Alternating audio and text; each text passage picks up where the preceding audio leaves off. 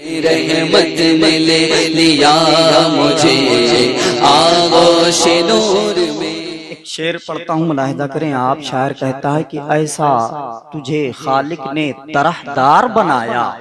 अगर आप मौजूद हैं तो अपनी समाज को हाजिर रख के बैठें और देखें, इस शेर के तह तक पहुंचने की कोशिश करें। इंशाअल्लाह आपका ईमान ताजा होगा।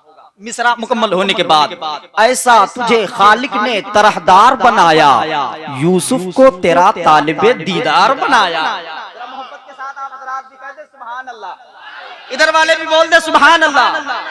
ऐसा ऐसा तुझे खालिक ने तरहदार बनाया, यूसुफ को तेरा तालिबे दीदार बनाया।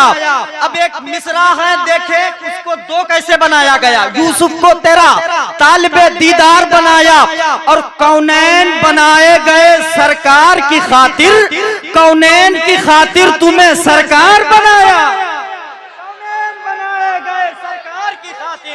कौनैन बनाए गए सरकार की खातिर, कौनैन बनाए गए सरकार की खातिर। एक मर्तबा अपने आका के नाम पर अपने दोनों हाथों को उठाकर एक सदा बुलंद करे, जिस सदा को अमीरुल मुजाहिदीन अल्लामा खादिम हुसैन ने दिया था। जोर से कहते हैं लब्बैक या रसूल अल्लाह।